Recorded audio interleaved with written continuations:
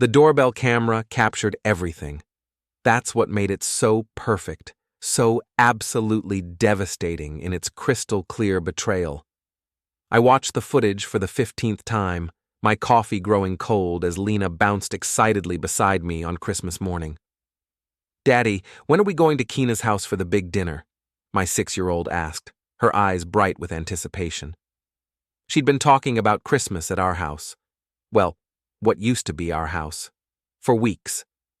I paused the video right at the moment when my wife's face appeared in the frame. Lena Vexler Rourde, all 39 years of manipulative perfection, stood in the doorway of what had been our home just 3 months ago. Behind her, I could see the gleaming decorations we'd picked out together, the tree we'd argued about positioning, and the dining room table set for 8 people. "We're not going there today, sweetheart," I said, keeping my voice steady. "We're having our own Christmas adventure." The footage rolled on. There I was, approaching the front door with Lena's hand in mine, carrying the expensive wine I'd bought specifically for this dinner. I'd even worn the ridiculous Christmas sweater Kena had insisted on, the one with the reindeer that looked like it had been designed by someone who'd never actually seen a reindeer. Felix Rourde, 42 years old, IT systems analyst, recently demoted to weekend father and occasional husband. That's me. The guy who spent his career fixing other people's technical problems while completely missing the malware infecting his own life. The door opened before I could knock. Kena's face filled the screen, and even through the grainy camera footage, I could see her expression shift from fake surprise to something harder, more calculated. "Felix," she said, not moving from the doorway.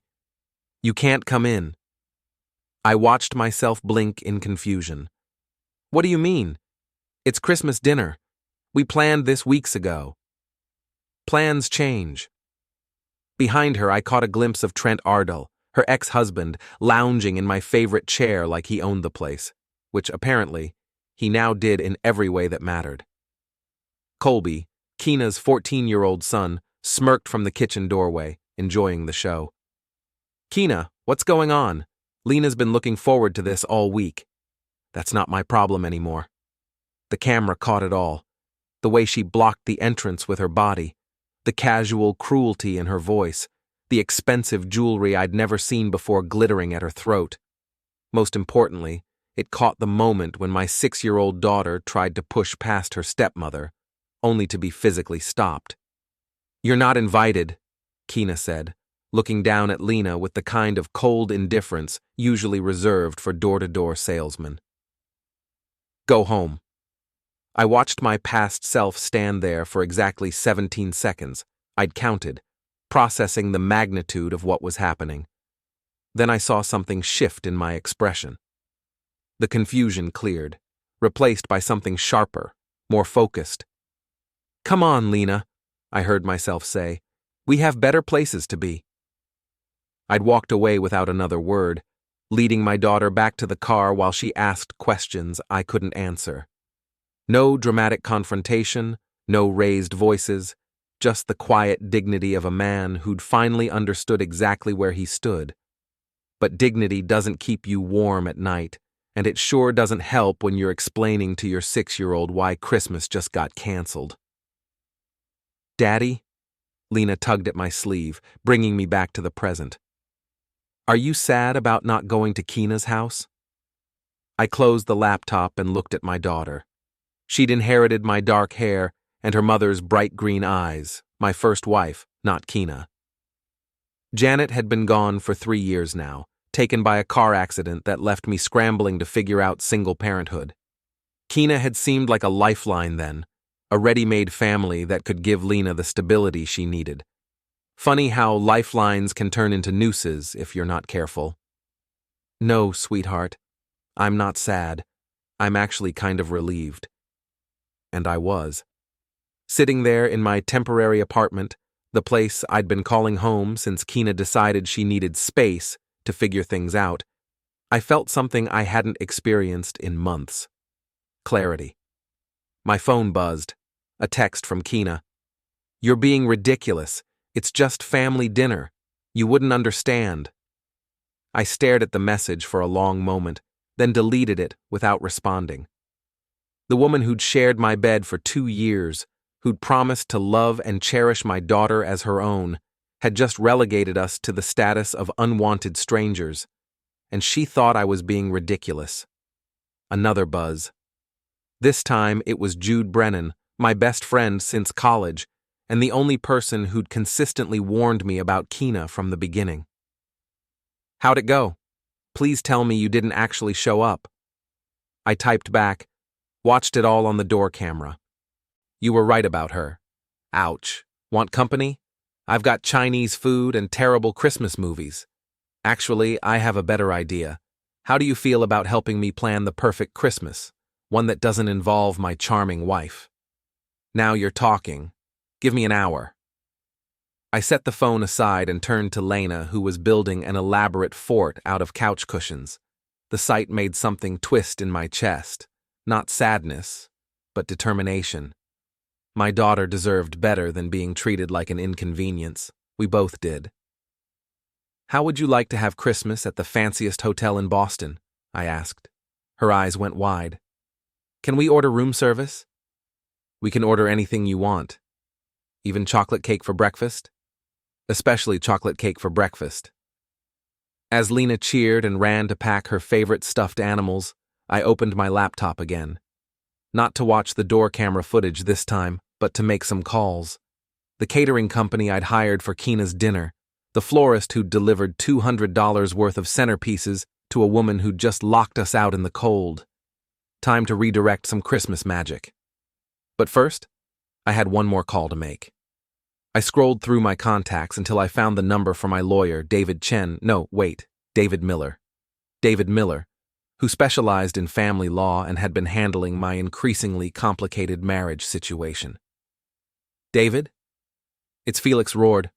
I know it's Christmas, but I need to ask you something about documentation and evidence gathering." "Felix, what happened?" "Let's just say my wife just gave me the best Christmas present she could have. A crystal clear demonstration of her true character, all caught on camera." "Are you thinking what I think you're thinking?" I looked at the frozen image on my laptop screen. Kina's face, cold and dismissive, blocking the door like a bouncer at an exclusive club. Behind her, the warm glow of the home I'd helped pay for, filled with people who'd decided I wasn't worth including. I'm thinking it's time to stop playing defense and start playing to win. I'll need to see that footage. Already uploading it to the secure server, along with about 6 months' worth of other interesting materials. There was a pause. "Felix, exactly how long have you been preparing for this?" I smiled for the first time in weeks. "Longer than she thinks. Much longer."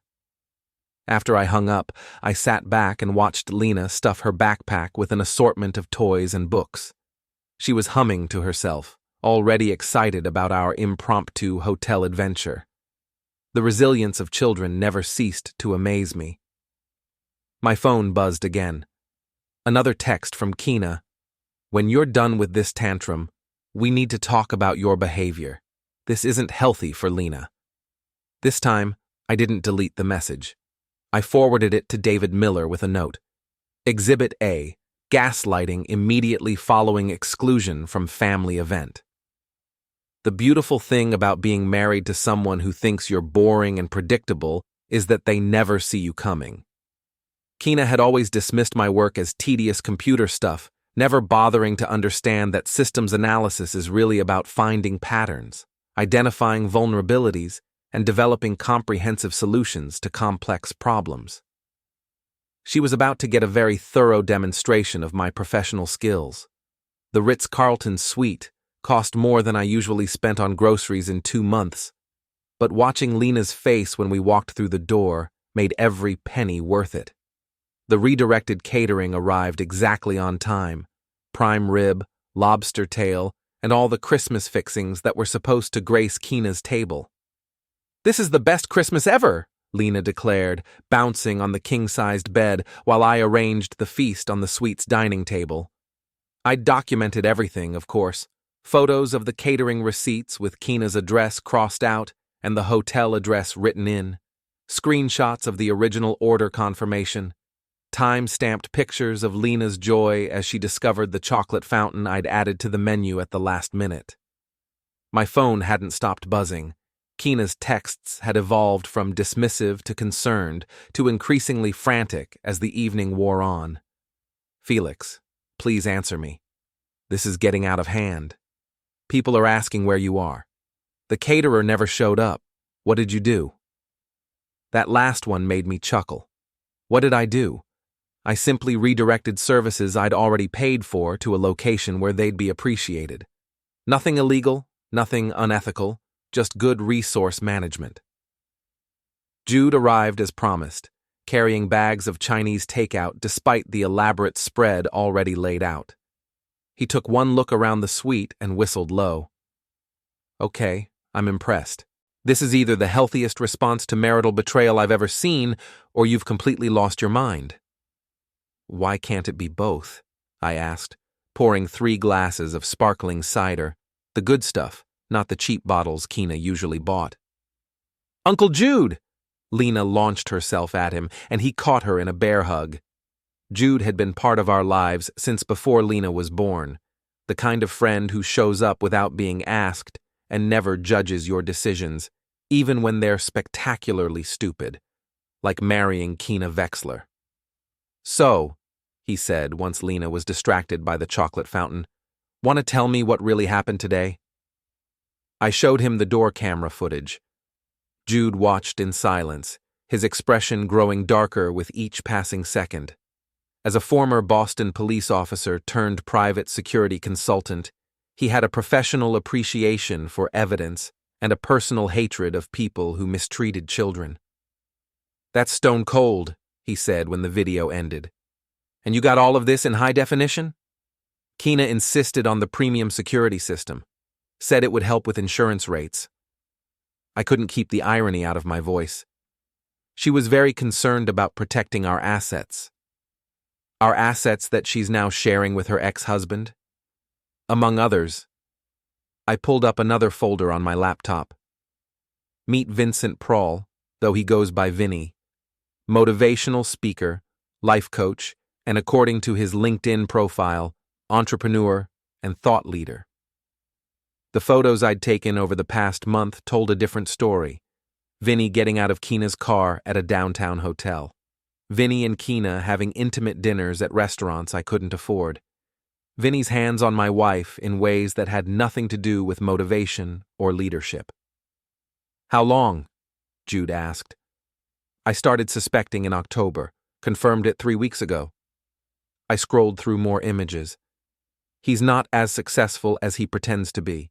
The fancy car is leased, the designer clothes are knockoffs, and his motivational speaking business consists mainly of bilking lonely housewives out of their savings. And Keena fell for it? Keena fell for the image, the excitement, the promise of something more glamorous than being married to a boring IT guy who actually pays his bills on time. My phone buzzed again. This time it wasn't Keena, it was Mira Castellano, her best friend and chief enabler. "Felix, what's wrong with you? Keena is worried sick. You need to bring Lena home right now." I showed the message to Jude, who snorted. "Worried sick? She locked you out of your own house." "Technically, it's not my house anymore. I moved out 3 months ago, remember? When Keena decided she needed space to find herself." "Right. And how's that working out for her?" I pulled up Keena's Instagram account, which she'd made public in her quest for social media validation. The latest post, uploaded 2 hours ago, showed her dining room table laden with food, surrounded by happy faces. Trent sat in the place that should have been mine, Colby looked smugly satisfied, and Keena beamed at the camera like she was living her best life. The caption read, "Sometimes family dinner is exactly who's supposed to be there. Grateful for the people who truly matter. Christmas, blessing. Authentic life. True family." Authentic life, Jude read over my shoulder. That's rich, coming from someone who's been lying to her husband for months. The comments are interesting too.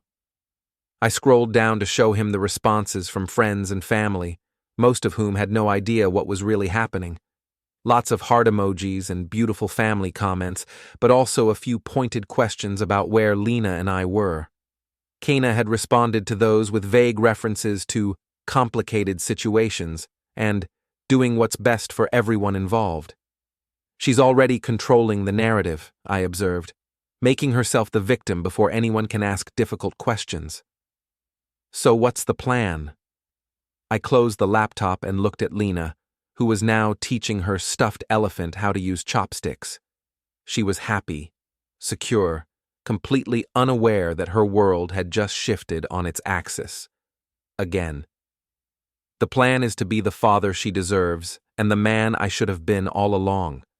No more Mr. Nice Guy who goes along to get along. No more pretending that Keena's behavior is acceptable as long as she eventually apologizes. And Vinny? Vinny's about to learn that there are consequences for targeting other people's families. I've been documenting his little side business for weeks. Turns out motivational speaking isn't his only source of income. Jude raised an eyebrow. Do I want to know? Probably not. But you're going to help me anyway, because you love chaos and you hate bullies. Fair point. He raised his glass of sparkling cider. To Christmas miracles and well-deserved revenge. To new beginnings, I countered. We clinked glasses as Lena cheered from across the room. She'd successfully gotten the chocolate fountain to coat a strawberry, and in her mind, that made this the greatest Christmas in history. If only she knew this was just the beginning. My phone rang. An actual call this time, not a text. Keena's name appeared on the screen, and for a moment I considered letting it go to voicemail. But curiosity won out. Felix, thank God. Where are you? Where's Lena? Her voice had that particular quality I'd learned to recognize over the past 2 years. The tone she used when she was trying to sound concerned while actually being annoyed that her plans weren't working out. We're having Christmas dinner, I said calmly. You know, that thing families do together on Christmas? Don't be ridiculous. You know what I meant earlier. It was just complicated with Trent being here, and Colby was already upset about the divorce stuff, and Keena. I cut her off before she could build up steam. I have it on video, all of it. Your exact words, your body language, the way you physically blocked Lena from entering the house. So please don't insult my intelligence by pretending this was some kind of misunderstanding. Before we dive deeper into this story, I have one small request. Please subscribe, drop a like, comment, and hit that hype button to boost this channel so more people can discover these incredible Reddit stories. Silence on the other end. I could practically hear her recalibrating, trying to figure out which approach would work best. Look, maybe I could have handled it better, but you have to understand. I understand perfectly. You made your choice, and now I'm making mine. Enjoy your authentic family dinner. I hung up before she could respond and immediately forwarded the call log to David Miller. Evidence of her attempting to gaslight me immediately after the exclusion incident. The documentation was piling up nicely. Smooth, Jude commented. Very professional. I'm proud of you. I'm learning that the best revenge is simply refusing to play by their rules anymore. Speaking of rules, what exactly are we dealing with here? Beyond the obvious adultery and emotional manipulation, I mean. I pulled out a folder I'd been building for weeks. Printed emails, bank statements, credit card records, and a timeline of Keena's increasingly suspicious behavior. She's been planning this for months. The separation wasn't about needing space. It was about positioning herself for maximum advantage in a divorce. She gets to keep the house, maintain her lifestyle, and paint me as the absent father who abandoned his family. Except you didn't abandon anyone. Try proving that to a family court judge when your wife has been carefully documenting every time you worked late or missed a school event because of your job. She's been building a case while I was trying to save our marriage. Jude flipped through the papers, his expression growing more serious. This is comprehensive. And calculating. How long have you known? I started putting it together 3 weeks ago when I found the bank statements. She's been moving money into accounts I don't have access to. Small amounts, nothing that would trigger alerts, but consistent. Professional level financial planning.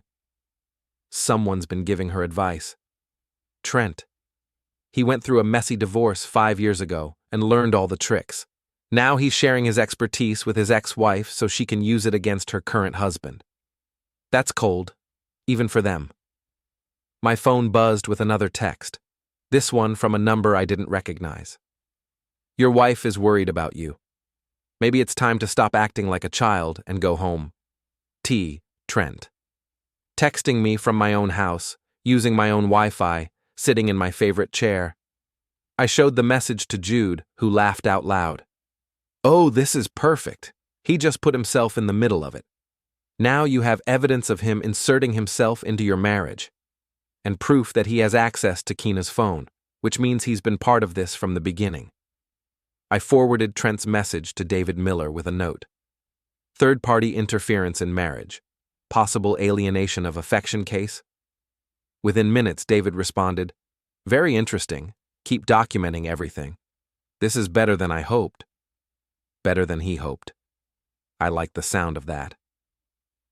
Lena had fallen asleep on the couch, chocolate on her fingers, and a smile on her face. I covered her with the hotel's plush throw blanket and dimmed the lights. So what's next? Jude asked quietly. Next, I stop reacting to their moves and start making my own. They want to play games? Fine, but they're about to discover that I've been studying the rules a lot longer than they think. And Vinny? I pulled up the file I'd been building on Keena's boyfriend. Photos, financial records, complaints from previous clients, and a particularly interesting police report from Connecticut involving a motivational seminar that had gone very wrong. Vinny's about to have a very educational week, starting tomorrow. The beauty of being an IT systems analyst is that you learn to see patterns everywhere, in code, in networks, in human behavior.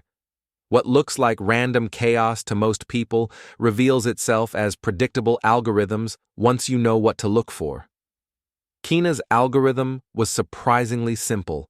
Lie, deflect, project, repeat.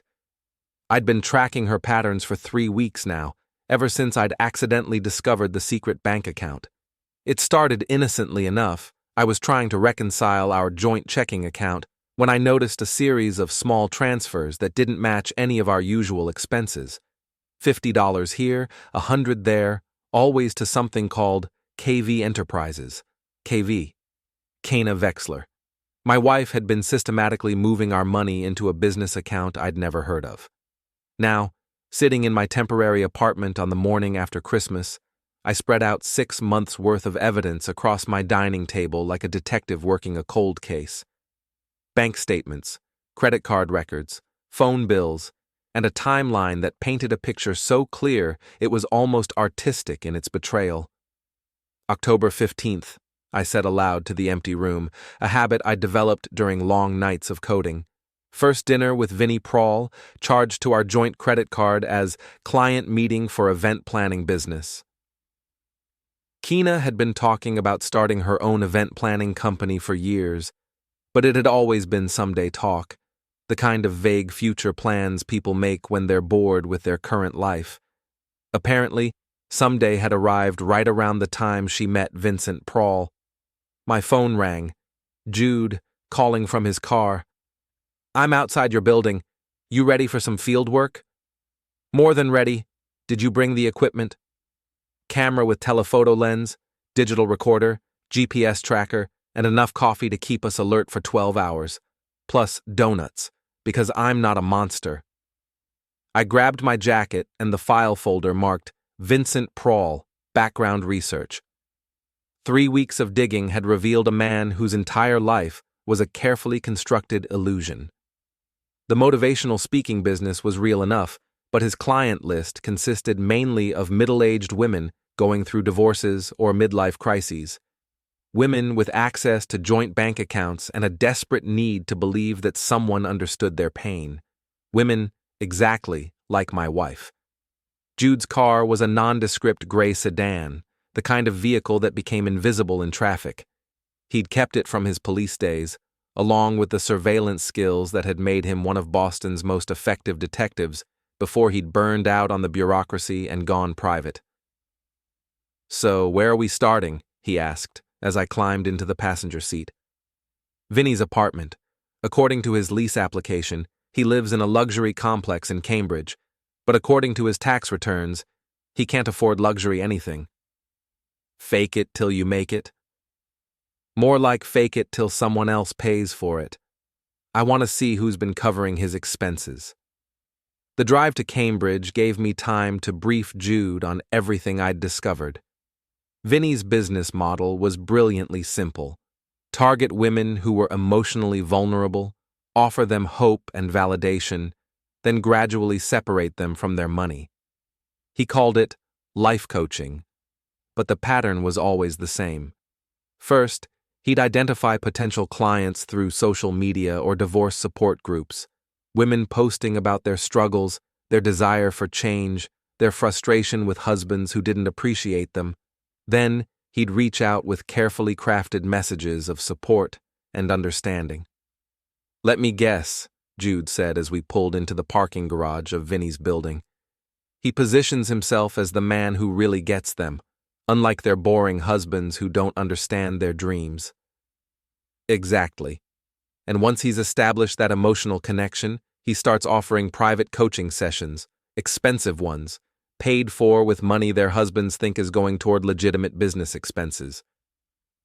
We found Vinny's car easily enough, a red BMW convertible that screamed midlife crisis. The license plate read Motivate 8, because apparently subtlety wasn't part of his brand strategy. "Nice car for someone who claims to make $30,000 a year," Jude observed, taking photos from multiple angles. "Nice apartment building, too. I looked up the rent, $4,500 a month for a one-bedroom. That's more than he reports in quarterly income." We positioned ourselves across the street with a clear view of the building entrance and settled in to wait. Surveillance work was mostly patience and coffee, with occasional bursts of activity when something interesting happened. At 10:30 a.m., something very interesting happened. Kina emerged from the building, looking around nervously before hurrying to her car. She was wearing the black dress I'd bought her for our anniversary, the one she claimed was too fancy for everyday use. Apparently, visiting her boyfriend qualified as a special occasion. Well, Jude murmured, snapping photos as Kina drove away. "Looks like someone spent the night somewhere other than the family home." "Christmas night," I added, checking the timestamp on the camera. "While her son was at the house, she was here with Vinny. That's going to look great in court." 20 minutes later, Vinny himself appeared, looking considerably less polished than usual. His hair was disheveled, his clothes wrinkled, and he walked with the satisfied swagger of a man who thought he was getting away with something clever. We followed him to a coffee shop in Harvard Square, where he met with a woman I didn't recognize, blonde, well-dressed, probably in her 40s. She had the same desperate, hopeful expression I'd been seeing on Kina's face for months. "Another client?" Jude suggested. "Another victim." I watched Vinny lean across the table, taking the woman's hands in his while she nodded eagerly at whatever he was telling her. Same playbook, different target. Jude recorded the entire conversation from a nearby table, using equipment that could pick up voices from 50 feet away. Later, we'd discover that the woman was recently divorced, had just received a substantial settlement, and was looking for guidance on how to start her new life. Vinny was more than happy to provide that guidance, for a fee. After the coffee meeting, we followed him to a storage unit facility in Medford. This was unexpected. Nothing in his financial records mentioned renting storage space. "What do you think he's keeping in there?" Jude asked as we watched Vinny unlock Unit 247. "Let's find out." The storage facility had security cameras, but they were old and poorly positioned. Jude's police training came in handy as we found blind spots and worked our way closer to Vinny's unit. What we saw inside made everything click into place. Boxes and boxes of merchandise, designer handbags, jewelry, electronics, all still in their original packaging. Price tags from high-end stores, receipts scattered on a folding table, and a laptop open to what looked like an eBay seller account. "He's fencing stolen goods," Jude whispered.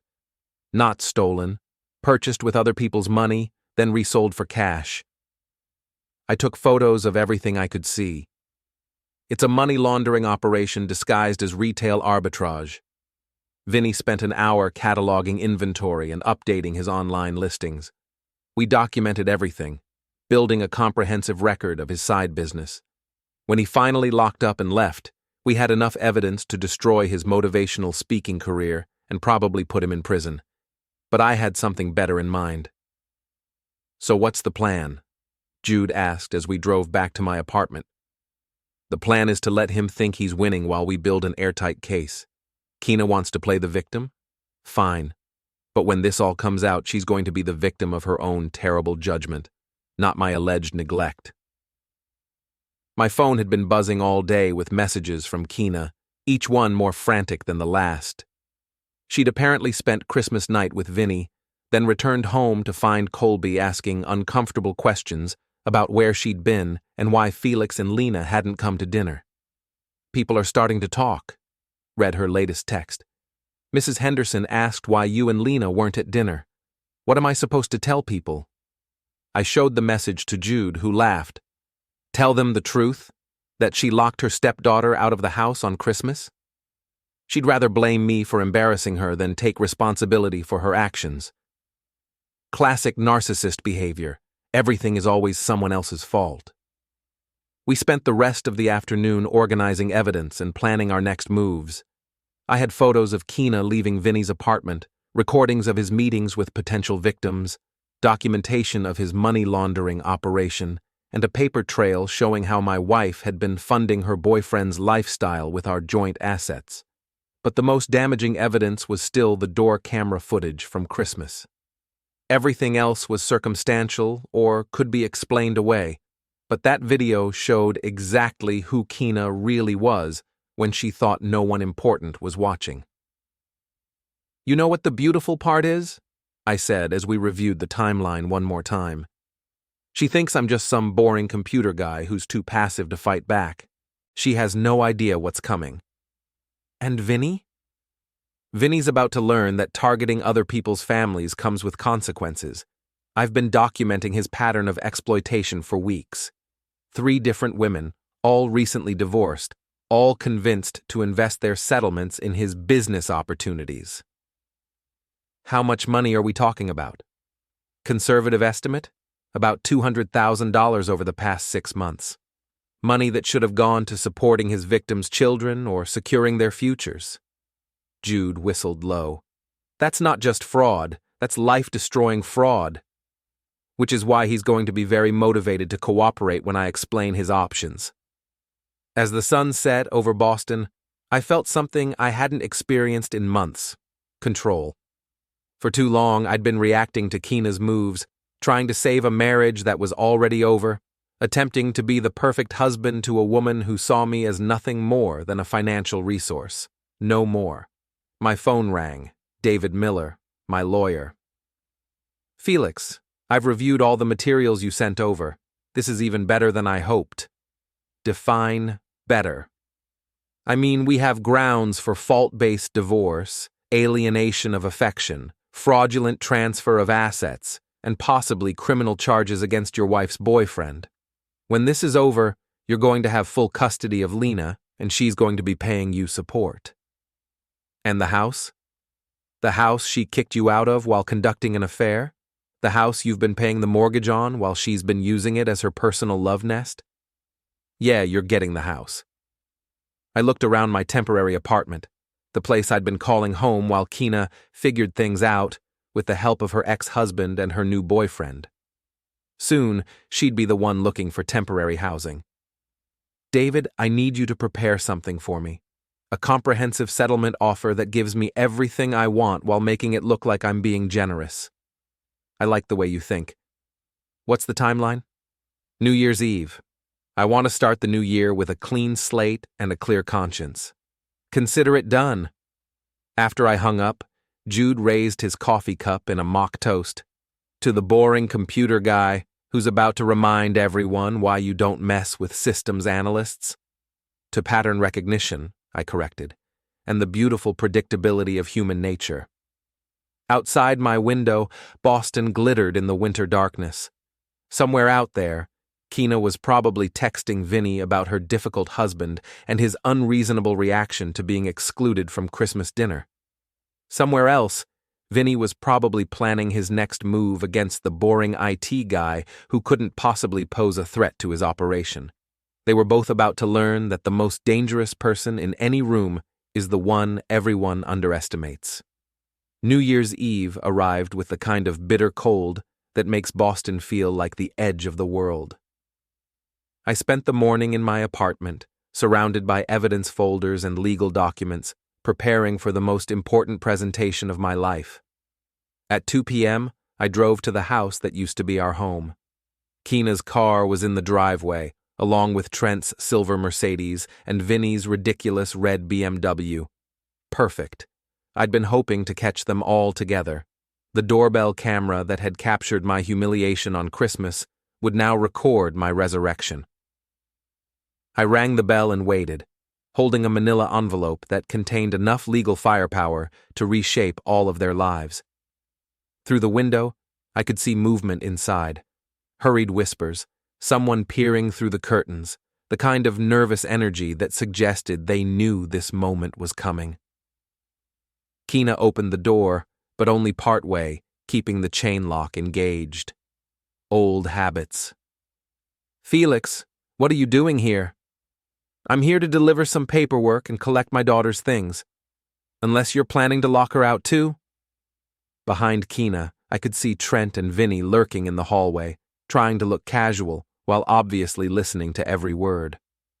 Colby sat on the stairs, his teenage face showing the first signs of understanding that the adults in his life might not have everything figured out.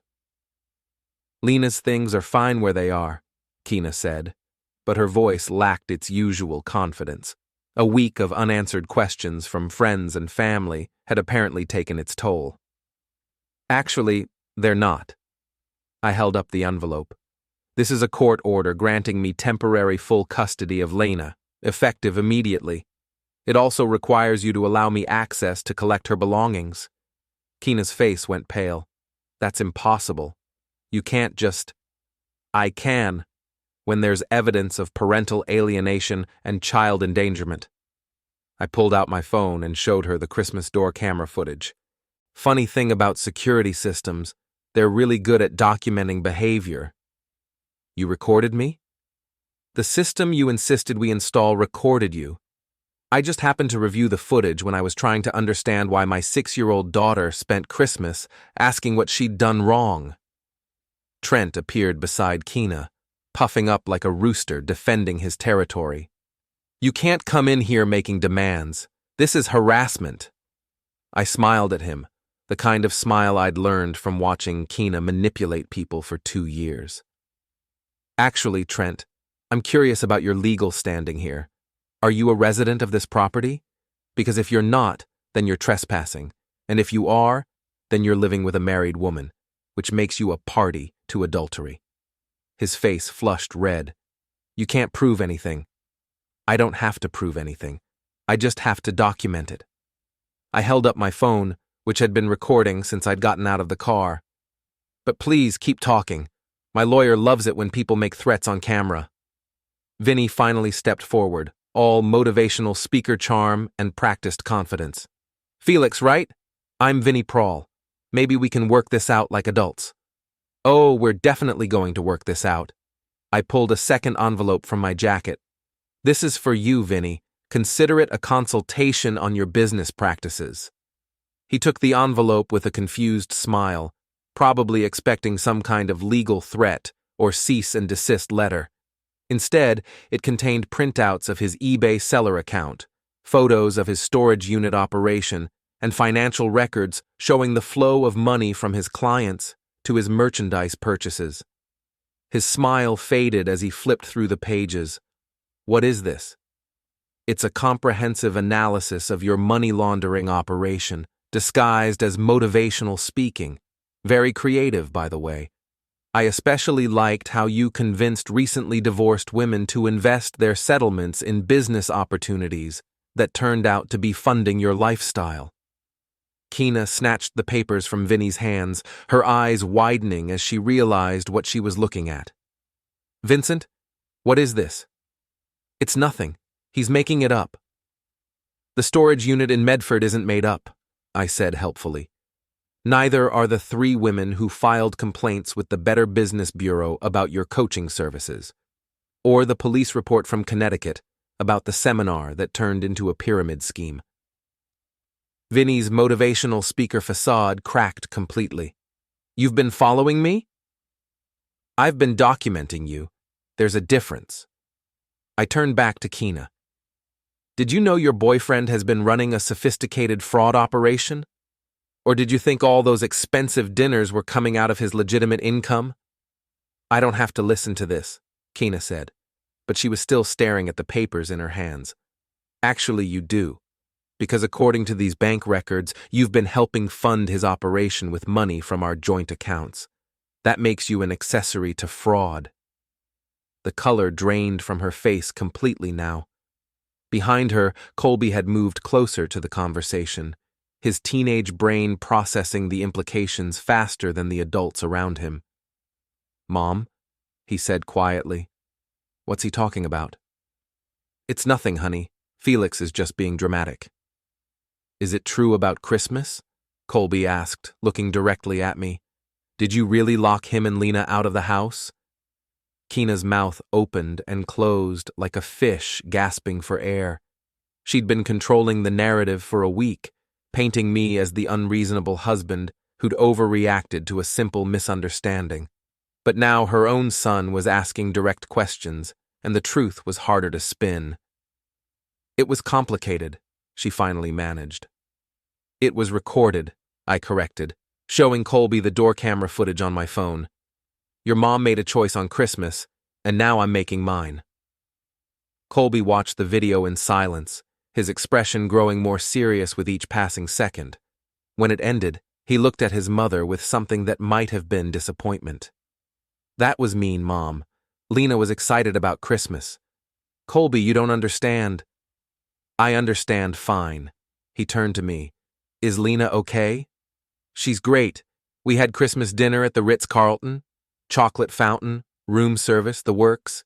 She said it was the best Christmas ever. Good. Colby looked back at his mother. She deserved better than this. The judgment from her own son hit Kina harder than anything I could have said. She'd spent 2 years positioning herself as the perfect mother, the woman who put family first, the victim of a husband who didn't appreciate her sacrifices. Having that image shattered by a 14-year-old was devastating. I want my daughter's things, I said into the silence. Now. Fine. Kina's voice was barely above a whisper. Take whatever you want. Actually, I want everything. The court order gives me the right to remove all of Lena's belongings from this residence, effective immediately. I'd come prepared. Jude was waiting in a moving truck around the corner, along with 2 professional movers who specialized in court-ordered relocations. 1 phone call, and they'd be here within minutes. But first, I had 1 more envelope to deliver. Kina, this is for you. I handed her the final manila folder. Divorce papers. I'm filing on grounds of adultery, fraud, and parental alienation. I'm asking for full custody of Lena, possession of the marital home, and reimbursement for all funds you've transferred to support your boyfriend's criminal enterprise. You can't take the house? I live here. You live here now. But according to Massachusetts law, a spouse who commits adultery in the marital home forfeits their right to that property, especially when they've been using it to conduct their affair while excluding their stepchild from family events. Trent finally found his voice again. This is ridiculous. You can't prove any of this. I can prove all of it. I gestured to the camera above the door. Starting with 6 months of footage showing you coming and going from this house while I was paying the mortgage. Add that to the bank records, the phone logs, and the testimony from neighbors who've been watching this soap opera unfold, and I've got enough evidence to bury all three of you." Vinny had been frantically reading through his papers, finally understanding the scope of what I'd uncovered. "Look, maybe we can work something out. I'm sure there's been some misunderstanding." "The only misunderstanding was thinking you could target my family without consequences." I pulled out my phone and showed him a screenshot of an email I'd sent an hour earlier. "I forwarded copies of all your business records to the FBI's Financial Crimes Division, the Massachusetts Attorney General's office, and the IRS. I've also contacted the 3 women you defrauded and connected them with a lawyer who specializes in investment fraud cases." "You can't do that!" "I already did. But here's the interesting part. I'm willing to make this all go away if you cooperate with my divorce proceedings." Vinny's eyes lit up with desperate hope. "What do you mean?" "I mean you're going to testify about your relationship with my wife, the money she gave you, and the timeline of your affair. You're going to provide documentation of every gift she bought you, every dinner she paid for, and every night she spent at your apartment instead of at home with her family. And if I do that, then I'll recommend that the prosecutors focus on financial crimes rather than conspiracy charges, the difference between 5 years in prison and 20. Vinny looked at Kina, who was staring at me like she'd never seen me before. The boring, predictable husband had just systematically dismantled her entire life in the space of 10 minutes. "You bastard," she whispered. "I'm the bastard? You locked my 6-year-old daughter out of her own home on Christmas so you could play house with your ex-husband and your criminal boyfriend. You've been stealing money from our joint accounts to fund an affair while telling everyone I'm a neglectful husband. You've been planning to divorce me for months while pretending to work on our marriage." My voice was getting louder, and I could see neighbors starting to pay attention. "Perfect. But I'm the bastard because I finally decided to stop letting you walk all over me." "Felix, please." Kina tried one last time. "We can fix this. We can go to counseling, work things out." "We're way past counseling, Kina. We're into criminal court territory now." I pulled out my phone and made the call I'd been looking forward to all week. "Jude, it's time. Bring the truck." Within minutes, a professional moving truck pulled into the driveway, followed by Jude's sedan. The movers were efficient and thorough, packing up 2 years' worth of Lena's belongings, while Kina, Trent, and Vinny stood in the hallway looking like they'd been hit by a tornado. "This is insane," Trent muttered as the movers carried out Lena's bed frame. "This is justice," I corrected, "and it's just the beginning." As the last box was loaded into the truck, I turned back to the 3 people who'd thought they could destroy my family without consequences. "Oh, one more thing. I'm having the locks changed tomorrow, and I'm canceling the utilities. Kina, you have 72 hours to find alternative housing before the sheriff comes to enforce the restraining order." "Restraining order?" Her voice cracked. "For parental alienation and financial fraud. You're not allowed within 500 feet of Lena or any property I own until the court hearing." I walked away without looking back, leaving them standing in the doorway of a house that would soon belong to me again. Behind me, I could hear Vinny and Trent starting to argue, their alliance crumbling now that the consequences were real. As I drove away, my phone buzzed with a text from Colby. "Tell Lena I'm sorry about Christmas. Mom was wrong." I smiled and forwarded the message to David Miller. Even Kina's own son was choosing sides, and he wasn't choosing hers. The war was just beginning, but I'd already won the most important battle, the one for the moral high ground. Everything else was just paperwork. The courthouse steps were slippery with January ice, but my footing had never been more sure. 3 weeks had passed since my New Year's Eve confrontation, and the legal machinery was grinding forward with beautiful, inexorable precision. David Miller met me at the entrance, carrying a briefcase that contained enough evidence to end 3 different lives as they knew them. "How are you feeling?" he asked as we climbed toward the family court entrance. "Like a man who's finally playing to win, instead of just trying not to lose." Inside, Kina sat at the defendant's table with her hastily hired attorney, a public defender who looked like he'd rather be anywhere else. She'd aged 5 years in 3 weeks. The stress of having her perfect life exposed as a fraud had taken its toll. Dark circles under her eyes, brittle hair, the kind of exhaustion that comes from lying awake at night, wondering how everything went so wrong so fast. Trent and Vinny were notably absent. Funny how quickly allies disappear when the shooting starts. "Your Honor," David began when we were called forward, "this case represents one of the most clear-cut examples of parental alienation and marital fraud I've encountered in 20 years of practice." He started with the door camera footage. The courtroom fell silent as Keena's voice filled the space. "You're not invited. Go home."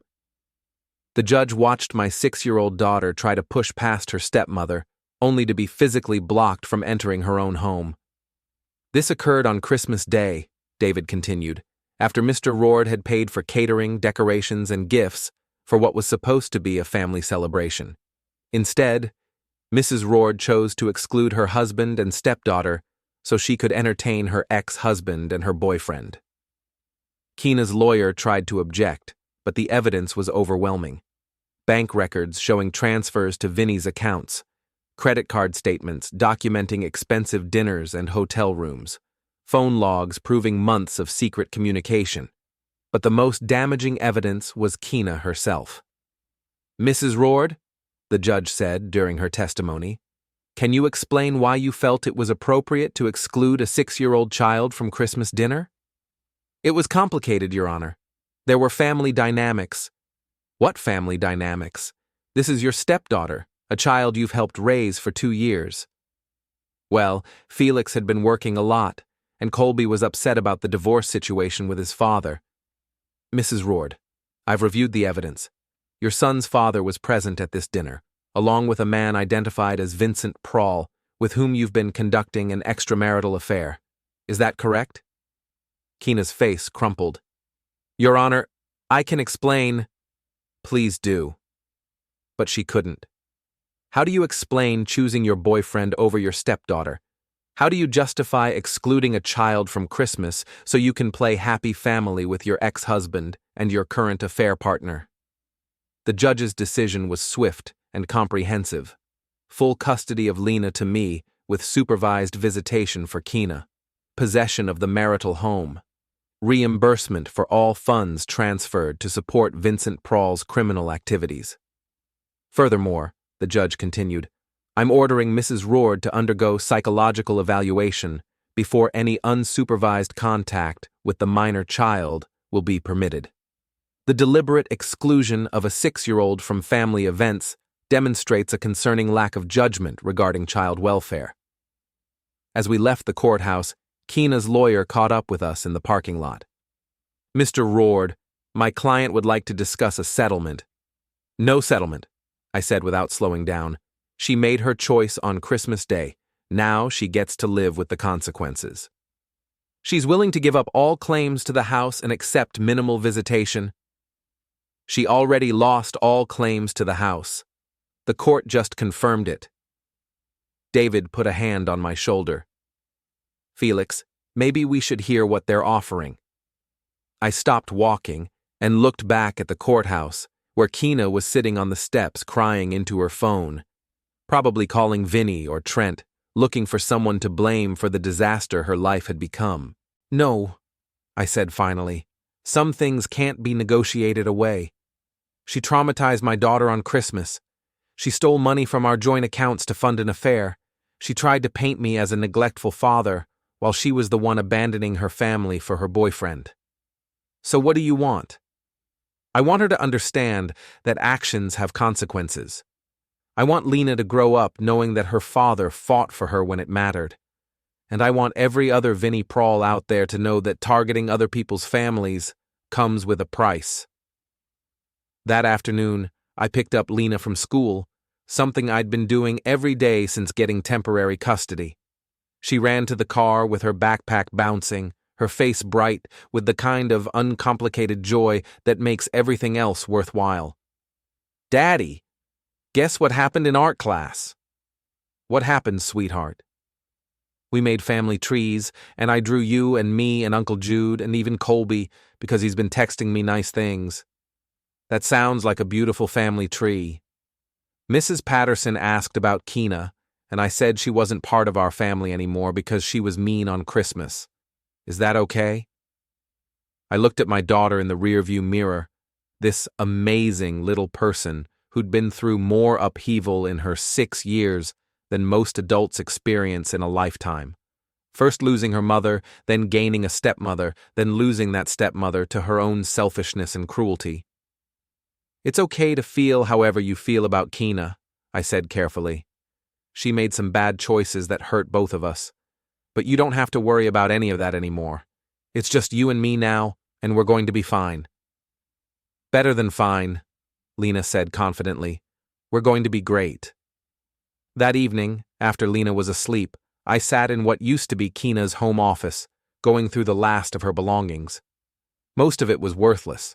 Old magazines, expired coupons, costume jewelry that looked expensive but wasn't. But buried in the bottom drawer of her desk, I found something interesting. A journal. I almost didn't read it. Despite everything she'd done, going through someone's private thoughts felt like crossing a line. But curiosity won out, and what I found inside made me understand the full scope of what had been happening. October 3rd. Had coffee with Vincent today. He really understands what I'm going through, unlike Felix, who just wants to fix everything with logic and spreadsheets. October 15th. Vincent says I deserve better than a man who takes me for granted. He's right. When was the last time Felix surprised me with anything? November 2nd. Told Vincent about the joint accounts. He says I should protect myself financially before Felix figures out what's happening. Smart advice. November 20th. Vincent needs a loan for his business.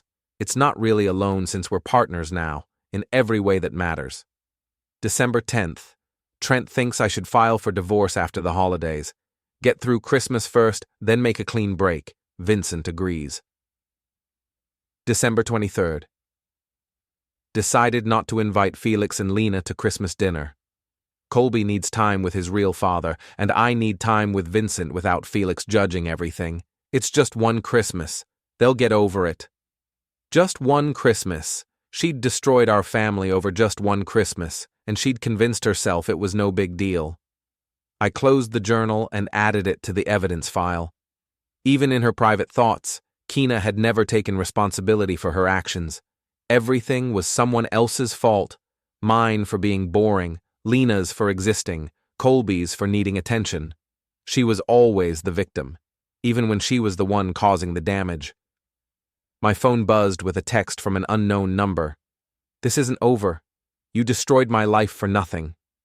Vinny, still trying to play the victim even after being exposed as a fraud and a predator. I forwarded the message to David Miller and to Detective Sarah Martinez, the fraud investigator who'd been building a case against Vinny's motivational speaking scam. Threatening a witness wasn't going to help his legal situation. Within an hour, my phone rang. Mr. Rourde, this is Detective Martinez. We just arrested Vincent Prall on charges of wire fraud, money laundering, and witness intimidation. He's looking at 15 to 20 years if convicted on all counts. What about the other women he victimized? They're cooperating fully with the investigation. Turns out you weren't the only one documenting his activities. One of his previous victims had been building her own case for months. And Keena? We're still reviewing her involvement. The money transfers could be seen as either willing participation or victimization, depending on how the prosecutor wants to play it. After I hung up, I poured myself a glass of the expensive whiskey I'd been saving for a special occasion. This seemed special enough, the end of one chapter and the beginning of another. Outside, Boston glittered in the winter darkness, full of possibilities and new beginnings. Somewhere out there, Keena was probably in a cheap hotel room, wondering how her perfect plan had gone so wrong. Somewhere else, Vinny was in a holding cell, finally facing consequences for his actions. But here, in the house that was truly mine again, my daughter was sleeping safely in her own bed, surrounded by toys and books and all the evidence of a childhood that would be better from now on. I raised my glass to the empty room. To pattern recognition, I said aloud, and to the beautiful predictability of justice. Tomorrow, I'd start the process of rebuilding our lives, new routines, new traditions, new memories to replace the ones that had been tainted by betrayal and selfishness. But tonight, I was content to sit in the silence and appreciate how far we'd come. From the doorstep on Christmas Day to the courthouse steps in January, it had been a long journey, but we'd arrived exactly where we needed to be. The war was over. We'd won.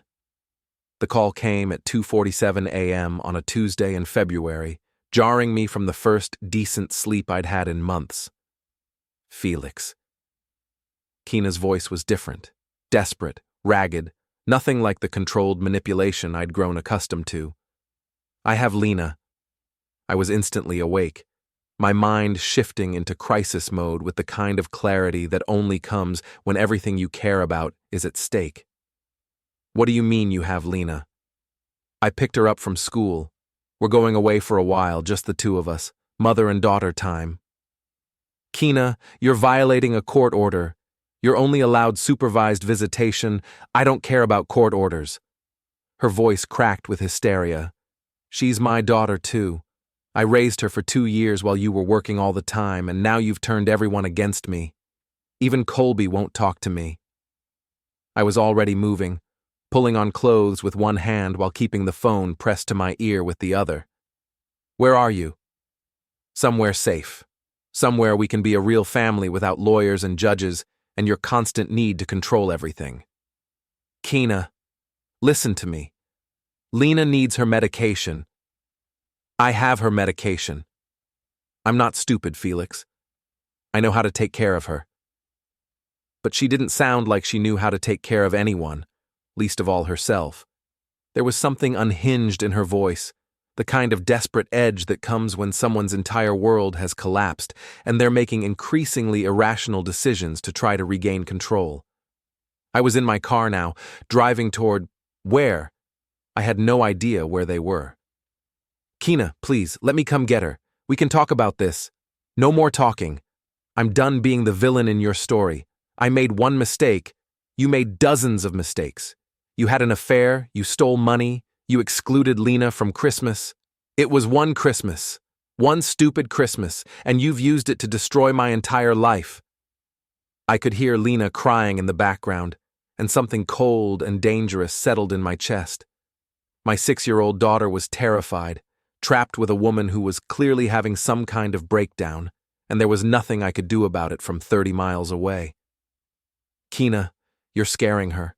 Please, just tell me where you are. I'm not telling you anything. We're going to disappear, start over somewhere new, maybe California, maybe Canada, somewhere you can't find us. The line went silent. I immediately called 911, then David Miller, then Jude. Within minutes, I had an Amber Alert issued and every police department in New England looking for Keena's car. But I had a feeling she wasn't heading for the highway. Where would she go? Jude asked when he arrived at my house 20 minutes later. Somewhere familiar, somewhere she feels safe. Her parents' cabin on the Cape. She always talked about it being her sanctuary, the place she went to think. Let's go. The drive to Cape Cod took 2 hours through a winter storm that was rapidly becoming a full-scale nor'easter. Wind howled across the highway, snow swirled in hypnotic patterns through our headlights, and every mile felt like an eternity. Jude drove while I coordinated with the police and tried not to imagine all the ways this could go wrong. Keena had been spiraling for weeks, her carefully constructed life crumbling piece by piece as the legal consequences of her actions became clear. Now she'd crossed the line from selfish to dangerous, and my daughter was paying the price. There, I said as we turned down the narrow road leading to the Vexler family cabin. That's her car. Keena's Honda was parked crookedly in the driveway, one wheel in a snowdrift, as if she'd been driving too fast and lost control at the last second. Lights were on in the cabin, and smoke was coming from the chimney. Police are 10 minutes out, Jude said, checking his phone. Do we wait? I looked at the cabin where my daughter was trapped, with a woman who'd already proven she was willing to hurt children to get what she wanted. 10 minutes felt like 10 hours. We don't wait. The front door was unlocked. Inside, the cabin was warm and brightly lit, almost cozy except for the tension that seemed to vibrate in the air. Kina sat on the couch with Lena pressed against her side, both of them still wearing their coats. "Daddy!" Lena tried to run to me, but Kina held her back. "No, we're not done talking yet." "Kina, let her go. She's scared." "She's not scared, she's confused. You've been filling her head with lies about me, making her think I'm some kind of monster. I've never said a word against you to Lena. I didn't have to. She saw what you did on Christmas. It was one mistake." Kina's voice rose to a near shriek. "One moment of bad judgment, and you've used it to take everything from me. My house, my stepdaughter, my reputation. You took those things from yourself when you chose your boyfriend over your family. Vincent understood me. He saw who I really was, not just some boring suburban housewife who existed to make your life easier. He saw a mark, Kina. A lonely woman with access to joint bank accounts and a desperate need for validation. He played you like a violin, and you helped him do it." The truth hit her like a physical blow. She'd been clinging to the fantasy that Vincent had genuinely cared about her, that their relationship had been real even if everything else was falling apart. But the evidence was overwhelming. He'd been running the same scam on multiple women simultaneously, and she'd just been the most convenient target. "That's not true," she whispered, but there was no conviction in her voice. "Vincent's in prison, Kina. 15 years for fraud and money laundering. The FBI found evidence that he'd been targeting divorced and separated women for over 2 years. You weren't special. You were just easy." She started crying then, the kind of broken sobs that come when someone finally understands the full scope of their self-destruction. But I couldn't feel sorry for her, not with Lena still pressed against her side, still being used as a prop in her breakdown. "Let Lena come to me," I said gently. "This isn't her fault, and she doesn't need to be part of this." "She's all I have left," Kina said through her tears. "Everyone else is gone. Colby won't even return my calls. Because you chose Vincent over him too. You chose Vincent over all of us, and now you're surprised that there are consequences?" Outside, I could hear car doors slamming. The police had arrived. Through the window, I saw flashlights moving through the storm, officers positioning themselves around the cabin. "Kina," I said urgently, "this is your last chance to do the right thing. Let Lena go and we can work something out. Keep fighting and you're going to prison." She looked at my daughter, who was staring up at her with the kind of confusion that breaks your heart. Lena didn't understand why the woman who'd been her stepmother was suddenly acting like a stranger. She didn't understand why Christmas had been canceled, or why she couldn't go home, or why everyone was so angry all the time. All she understood was that she wanted her daddy. "Please," Lena said in a small voice, "I want to go home." Something shifted in Kina's expression. For just a moment, the desperation cleared and she saw what she was doing, terrorizing a 6-year-old child because her own life had fallen apart. "Oh God," she whispered. "What am I doing?" She released Lena, who ran to me immediately. I scooped her up, feeling the tension drain from my body as I held her safe against my chest. "It's okay, sweetheart. Daddy's here. Everything's going to be okay." The police entered the cabin with professional efficiency, but there was no drama left to unfold. Kina sat on the couch crying while I comforted my daughter, and the officers took statements and processed the scene with the kind of routine competence that suggested they'd handled similar situations before.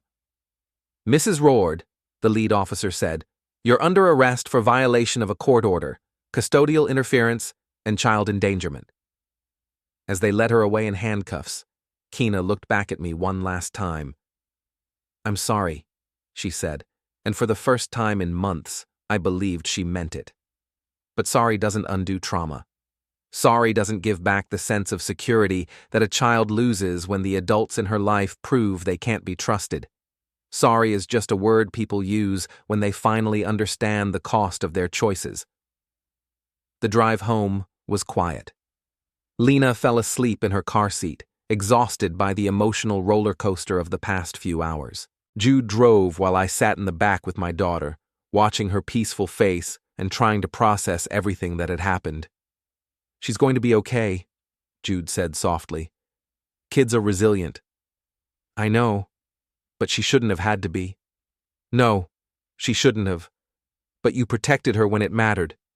You fought for her, you got her back, and now she's safe.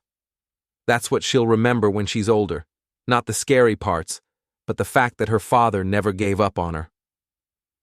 By the time we reached home, the storm was beginning to clear. I carried Lena upstairs and tucked her into her own bed, in her own room, in the house that was truly ours now. She stirred briefly as I pulled the blankets up to her chin. "Daddy?" "Yes, sweetheart." "Are we going to be okay?" "We're going to be better than okay. We're going to be great." She smiled and drifted back to sleep, and I sat in the chair beside her bed for a long time, watching her breathe and thinking about how close we'd come to losing everything. But we hadn't lost. We'd won. Not just the legal battles or the custody fight or the financial settlements, but something more important. We'd won the right to build a new life free from the chaos and manipulation that had defined the past year. Downstairs, Jude was making coffee and fielding calls from reporters who'd somehow gotten wind of the story. I turned off my phone and poured myself a cup, savoring the silence and the sense of completion that comes when a long journey finally reaches its end. "So what's next?" Jude asked. "Next we heal. Lena starts therapy to process everything she's been through. I figure out how to be a single father again. We build new traditions to replace the ones that got poisoned." "And Kina?" I thought about the woman who'd shared my bed for 2 years, who'd promised to love my daughter as her own, who'd chosen her own selfish desires over the welfare of a child. She'd face criminal charges for the kidnapping, civil liability for the financial fraud, and the lifelong knowledge that she'd destroyed her own family for a fantasy that was never real. Kina gets to live with the consequences of her choices, just like the rest of us. Outside, dawn was breaking over Boston, painting the sky in shades of pink and gold. It was going to be a beautiful day, the first day of the rest of our lives, free from the shadows of betrayal and manipulation. I raised my coffee cup in a silent toast to the future, then went upstairs to check on my daughter one more time. She was sleeping peacefully, safe in her own bed, surrounded by everything that mattered. The door to her room stood open, welcoming and warm, exactly the opposite of the door that had been slammed in our faces on Christmas Day. Some doors closed to keep you out, others open to let you in. We'd finally found our way to the right side of the door.